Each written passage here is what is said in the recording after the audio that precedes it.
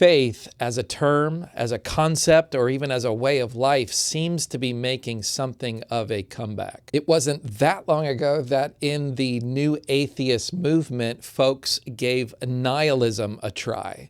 Nihilism is the idea that there's no meaning, no purpose in life. And let's just say that didn't go so well. It's not the only reason that we have a meaning crisis today, but it certainly didn't help. It turns out having no story at all in which we can derive meaning is just no way to live. We need a story that is bigger than us.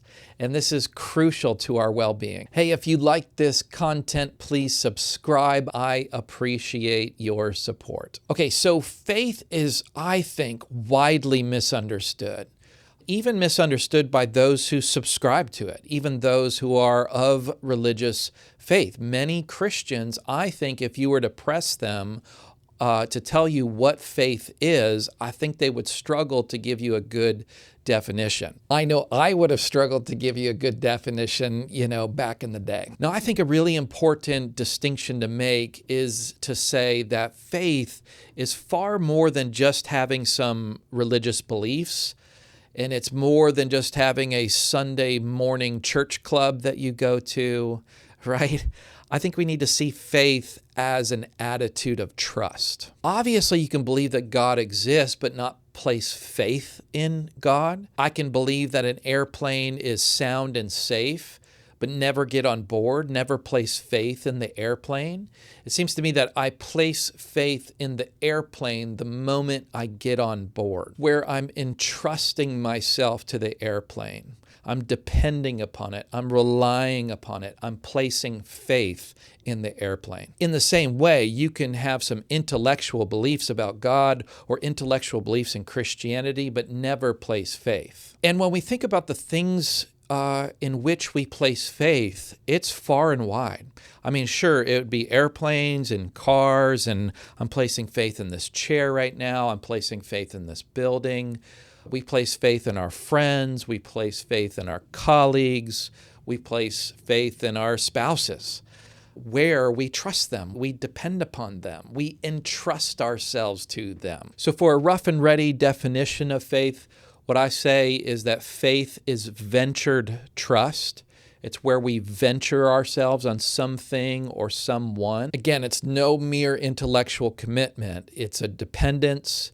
It's a reliance. It's where we risk ourselves. Because when we place faith, we always open ourselves up, right? We depend on someone. We open ourselves up to be hurt, to be let down in some way or another. So there's always a riskiness with faith. Understood this way, everyone is a person of faith. Even the most ardent atheist is still a person of faith, right? Because that person is going to be placing faith in objects again, cars and buildings and so on, but also the people in his or her life. They may not place faith in a transcendent reality, but there's no question they're placing faith all along the way in their lives. We are faith-placing creatures. We can't make it through life without placing faith in the right sorts of people and in the right sorts of things. A huge task in life is to figure out who and what should I trust. Now, with that understanding of faith, what I think we need to see is that we need to place faith in a kind of bigger story that provides meaning for our lives. Meaning, by its very nature, requires something bigger than us. You can't just deem yourself or your life as meaningful, at least not objectively meaningful, right? I mean, you can just act like there's meaning in your life, but it won't be objectively meaningful unless there's some bigger story, true story of the world that makes sense of that. The example that I've heard is if you take a single word, there'll be definitions of that word, but you kind of won't know its meaning unless it's placed into a bigger sentence. And even that sentence can be read in various different ways. So that sentence needs to be put into a broader, say, paragraph or a broader story, and then it becomes meaningful. That's just a kind of analogy to say for our own lives, all on our own. We have to fit into something bigger for there to really be meaning, to have purpose. You can't just have purpose because you say you have purpose. It's got to be because you fit into a bigger purpose than you. And without God, it seems hard to understand how there could be a bigger story. What could provide for a story of the world, story of the universe that it all fits into unless God exists? If there's no God, and if therefore there's no bigger story, then is it any wonder that there's a meaning crisis in the world today? Is it any wonder that mental health issues are just through the roof?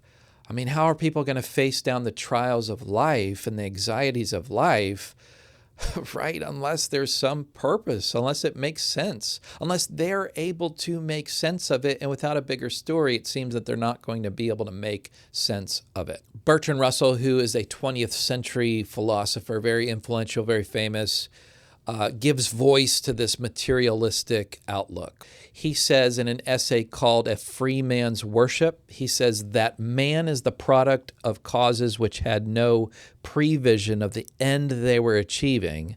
He's saying that humanity has no purpose or significance, right? And he says that his origin, his growth, his hopes and fears, his loves and his beliefs are but the outcome of accidental co-locations of atoms. So the idea he's saying here is, right, that our hopes, our fears, our loves, our beliefs, kind of all of what we kind of see as special about us, these are just the accidental co-locations of atoms, meaning they're just atoms bumping into each other, of a certain configuration. There's no purpose, there's no significance, there's nothing more special than that, just the co-locations of atoms. Right, pretty extreme, but he goes on. In some ways it gets worse. He says that all the labors of the ages, all the devotion, all the inspiration, all the noonday brightness of human genius are destined to extinction in the vast death of the solar system, and that the whole temple of man's achievement must inevitably be buried beneath the debris of a universe in ruins. Right? So the only thing to expect, the only thing that's coming is death and destruction. It's depressing, but he goes on, only within the scaffolding of these truths, only on the firm foundation of unyielding despair can the soul's habitation henceforth be safely built. So what Russell's saying is that one must begin here. This is the world as we found it. It's a world devoid of meaning and purpose. All we have to look forward to is death and destruction. And within that scaffolding of unyielding despair, right, that's our only starting point. We have to build from there. And he goes on in the essay to say that the free man's worship is where we, in our freedom, even though it's unyielding despair, right, there's no kind of purpose or meaning. We can build our own meaning. We can sort of do moral acts, and we can live with value and so on. But I'm not sure why. I'm not sure why we shouldn't just despair if all the evidence points to unyielding despair. Why shouldn't we just give up?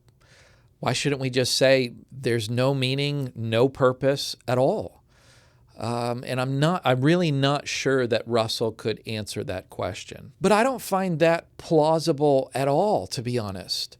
That picture is so certain as Russell thinks that it is. What if the world isn't meaningless? What if there's a story here? What if there's an author of this story? I find God as an explanation of reality as we find it extremely compelling. Life is just too extraordinary. In a way, it's too ridiculous for it just to be the accidental co-location of atoms. I find the Christian theistic story so much more plausible than that we are merely this sort of accidental co-locations of atoms, that we're just atoms bumping into each other, right? To me, that's just not a plausible story of reality. Okay, so here's the thing then, right? If the Christian God exists, then there is something much bigger than us. There's a bigger story in which we may fit. What you do in your life really matters. And what faith does in this sense is it sets our sights in something much bigger than ourselves. And it's in this Christian story, that we can find meaning and purpose. Now, this is not blind faith in any sense. Again, in my journey, it's been all about seeking out the reasons to believe. And I've just genuinely become convinced that the Christian story is the right one. It's the most plausible explanation of reality. Now, as I said, faith is a risky thing.